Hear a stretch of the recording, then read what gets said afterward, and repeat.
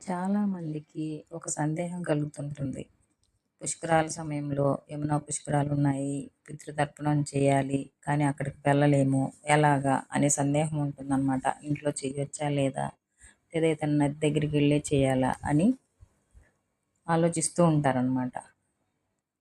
మామూలుగా అయితే అండి మనం నది దగ్గరికి వెళ్ళకుండా ఇంట్లో కూడా పితృతర్పణం చేయొచ్చు. అది ఎలాగో ఈ వీడియోలో మనం చూద్దామండి. చివరి వరకు చూడండి. మీకు ఈ వీడియోలో చూస్తే మొత్తం క్లారిటీ వచ్చేస్తుందండి. నమస్కారం అండి. ఎక్స్ప్లోర్ విత్ జయ ఛానల్కి స్వాగతం అండి. ప్రతి 12 సంవత్సరాలకు ఒకసారి పుష్కరాలు వస్తుంటాయి కదండి. ఇప్పుడు యమునా పుష్కరాలు ప్రారంభమయ్యాయి కదండి, జూన్ 2 నుంచి.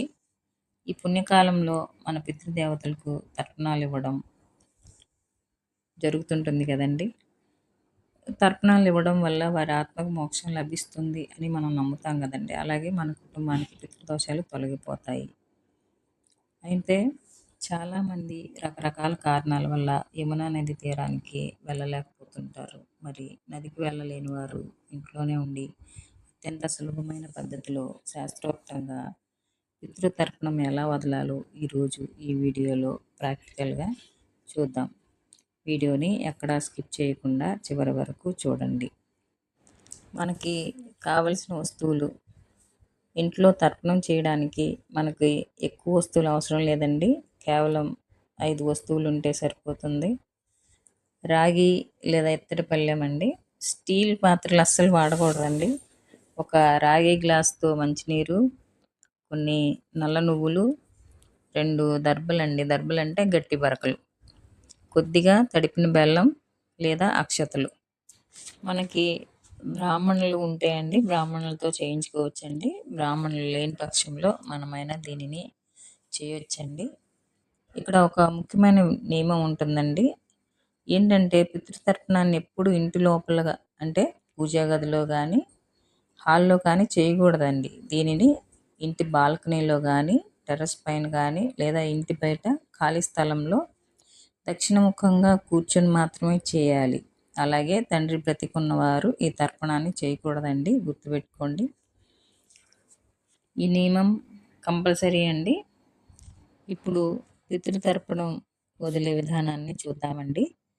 మొదటగా దక్షిణముఖంగా ఒక ఆసనంపై కూర్చోవాలండి. నువ్వుల నూనె దీపం కానీ నెయ్యి దీపం కానీ వెలిగించి దక్షిణముఖంగా ఉంచాలండి. ఆ రాగి పళ్ళెంలో దర్బలు, కొద్దిగా నల్ల నువ్వులు, బియ్యం, ఒక రాగి గ్లాస్ వాటరు తీసుకున్నాం కదండి. రెండవది, మీ కుడి చేతి అరచేతిలోకి కొద్దిగా నల్ల నువ్వులు, బియ్యం మరియు ఒక చిన్న దర్భ ముక్కను తీసుకోవాలండి. మూడవది ముఖ్యమైన ఘట్టం అండి. ఇప్పుడు ఎడమ చేతితో నీటి గ్లాస్ పట్టుకొని కుడి చేతిలోని నువ్వులపై నీరు పోయాలి.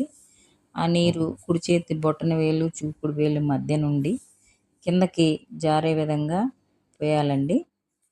దర్పలపై పడేలా వదలాలి. దీనినే శాస్త్రంలో పితృతీర్థం అంటారండి. నాలుగవది, ఎవరెవరికి ఇవ్వాలి. మొదట తండ్రి వైపు వారి వంశం గోత్రం చెప్తూ నాన్న, తాత, ముత్తాత, ఆ తర్వాత అమ్మ, నానమ్మ, ముత్తవ్వ, ప్రతి ఒక్కరికి 3 సార్లు నువ్వుల నీటిని వదలాలండి. తండ్రి బతికున్న వాళ్ళు ఈ పితృతర్పణం చేయకూడదండి. ఆ తర్వాత తల్లి వైపు వంశం, అమ్మగారి నాన్న, ఆయన తండ్రి, తాత, అలాగే వారి భార్యలు, వీరికి కూడా 3 సార్లు ఇవ్వాలి. ఒకవేళ మీకు పేర్లు తెలియకపోతే కేవలం మీ గోత్రం చెప్పి పితృదేవతలు అని మనసులో స్మరిస్తూ ఇవ్వచ్చండి.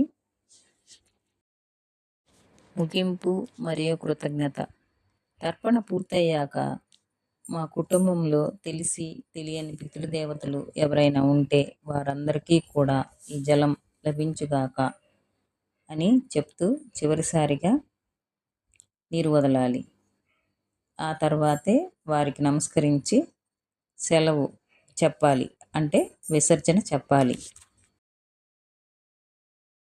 ఇవన్నీ చేసేటప్పుడు కొన్ని మంత్రజపాలు ఉంటాయండి. ఈ మంత్రజపాలు చెప్పలేని వాళ్ళు ఉంటారు కాబట్టని నేను ఆ మంత్రాలు ఇందులో మెన్షన్ చేయట్లేదండి. మీకు చదువు వచ్చి చెప్పగలను అనుకుంటే మీరు చెప్పొచ్చండి. నేను కేవలం ఏంటంటే ఇంటి దగ్గర చేసుకోగలిగే విధంగానే చెప్తున్నానండి. ఇప్పుడు వెంటనే జంధ్యాన్ని తిరిగి సాధారణ స్థితికి అంటే ఎడమ భుజం పైకి మార్చుకోవాలండి. వేలికి ఉన్న దర్భ ఉంగరాన్ని విప్పేసేయాలి. ప్లేట్లోని దర్భలు మరియు నువ్వుల నీటిని తీసుకొని ఎవరి పాదాలు కూడా తగలకూడదండి ఆ నీరు. ఒక పెద్ద చెట్టు మొదట్లో పోయాలండి. తులసి చెట్టుకి అస్సలు పోయకూడదండి. తర్పణం అంతా అయిపోయాక ఆ ప్లేట్లోని నువ్వుల నీటిని దర్భలను తీసుకొని ఇంటి బయట ఎవరి పాదాలు తగలని ఒక పెద్ద చెట్టు మొదట్లో పోసేయాలి. సింకులో అస్సలు పోయకూడదండి. మురికి కాలువలో కూడా పోయకూడదండి. ఒక చెట్టు మొదట్లోనే పోయాలండి. తులసి మొక్కకి అస్సలు పోయకూడదు. చూశారు కదా, ఇంట్లోనే ఎంత సులభంగా భక్తితో పితృతర్పణం చేసుకోవచ్చో. ఈ విధంగా చేయడం వల్ల పితృదేవతల ఆశీస్సులు మన కుటుంబంపై ఎల్లప్పుడూ ఉంటాయండి. పితృతర్పణం వదిలిన తర్వాత పిండ ప్రదానం చేయాలండి. పిండ ప్రదాన కార్యక్రమం అయిపోయాక పేదలకి అన్నదానం కానీ వస్త్రదానం కానీ స్తోమతకు తగ్గట్టుగా ఇవ్వాలండి. చూశారు కదండి, ఈ వీడియో మీకు నచ్చినట్లయితే తప్పకుండా లైక్ చేయండి. మీ ఫ్రెండ్స్ అండ్ ఫ్యామిలీ మెంబర్స్కి షేర్ చేయండి. ఇలాంటి మరిన్ని ఆధ్యాత్మిక సులభమైన పూజా విధానాల కోసం మా ఛానల్ని సబ్స్క్రైబ్ చేయడం మర్చిపోకండి. మళ్ళీ వచ్చే వీడియోలో కలుద్దాం. అంతవరకు సెలవు. నమస్కారం. పితృతర్పణ వదిలే సమయంలో జపించాల్సిన మంత్ర జపాల గురించి కావాలంటే కామెంట్ చేయండి.